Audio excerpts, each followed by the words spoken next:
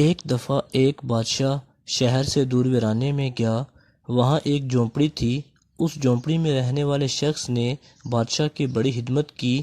وہ غریب جانتا بھی نہیں تھا کہ جس کی وہ خدمت کر رہا ہے وہ بادشاہ ہے۔ مسافر سمجھ کر خدمت کی۔ بادشاہ بہت خوش ہوا۔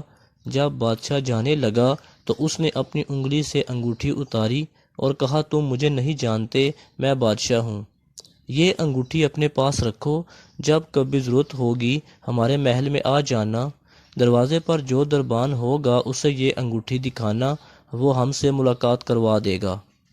بادشاہ چلا گیا۔ کچھ دن کے بعد اس غریب شخص کو کوئی ضرورت پیش آئی تو وہ بادشاہ کے محل میں گیا۔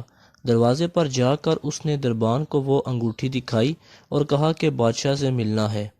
دربان نے جب وہ انگوٹھی دیکھی تو اس کی آنکھیں پھٹی کی پھٹی رہ گئیں۔ یہ بادشاہ کی مہر لگانے والی انگوٹھی آپ کے پاس؟ بادشاہ کا حکم تھا کہ جو بھی یہ انگوٹھی لے کر آئے اسے ہم سے ملوا دینا۔ چنانچہ دربان اس غریب شخص کو بادشاہ کے کمرے کی طرف لے گیا۔ کمرے کا دروازہ کھلا ہوا تھا۔ بادشاہ نماز میں مشغول تھا۔ بادشاہ نے دعا کے لیے ہاتھ اٹھائے۔ اس غریب شخص نے بادشاہ کو دعا مانگتے ہوئے دیکھا تو واپس چل پڑا۔ دربان نے کہا کہ اے شخص مل تو لو، تو اس غریب شخص نے کہا کہ نہیں، میرا کام ہو گیا ہے۔ ابھی وہ واپس پلٹا ہی تھا کہ بادشاہ دعا سے فارغ ہوا اور دربان نے بادشاہ کو بتایا کہ اس طرح ایک شخص آیا تھا۔ بادشاہ نے کہا کہ فوراً اسے واپس بلاؤ۔ بادشاہ نے اس غریب شخص سے کہا کہ آئے ہو تو ایسے کیسے واپس چلنے لگے ہو؟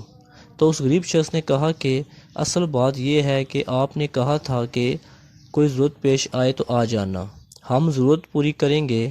مجھے ضرورت پیش آئی اس لیے میں آیا، اور آ کر دیکھا کہ آپ بھی کسی سے مانگ رہے ہیں، تو میرے دل میں خیال آیا کہ بادشاہ جس سے مانگ رہا ہے میں بھی کیوں نہ اسی سے مانگوں۔ ناظرین، کہانی کا مقصد یہ تھا کہ جب کبھی بھی ضرورت پیش آئے، چھوٹی ہو یا بڑی، تو اس کا سوال صرف اللہ پاک سے کیا جائے، کیونکہ اس در پر مانگی ہوئی ہر دعا جلد یا بدیر ضرور قبول ہوتی ہے۔